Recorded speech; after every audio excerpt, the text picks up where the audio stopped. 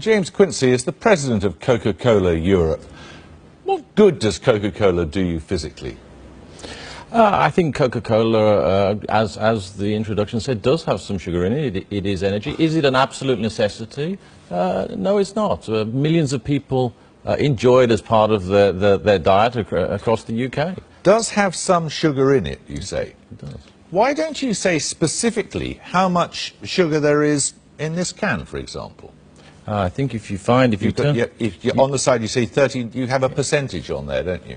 Yes, right here on the front, it quite clearly calls out the amount of sugar in this can of Coke. And what does it say?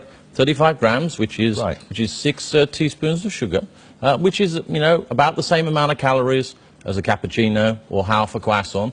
So there is calories. And actually, what we're doing is to say, look, the information is here. We want to actually promote and make sure. Do you imagine people know if they go to the cinema, and they get, this is a small one, and there are big ones here too. You go to the cinema and you get a jug of Coke like this.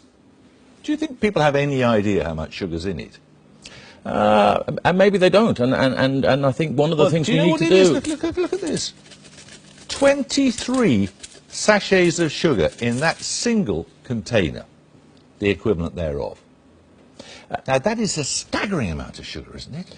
That is why we're very focused, as one of the things we're doing, on getting the information out there. We're not trying to hide the information behind what's in a Coca-Cola Classic. To hide it. But there's zero sugar in a Coke Zero. Well, clearly, it's called a Coke Zero. But the Coke Classic, look at this one here.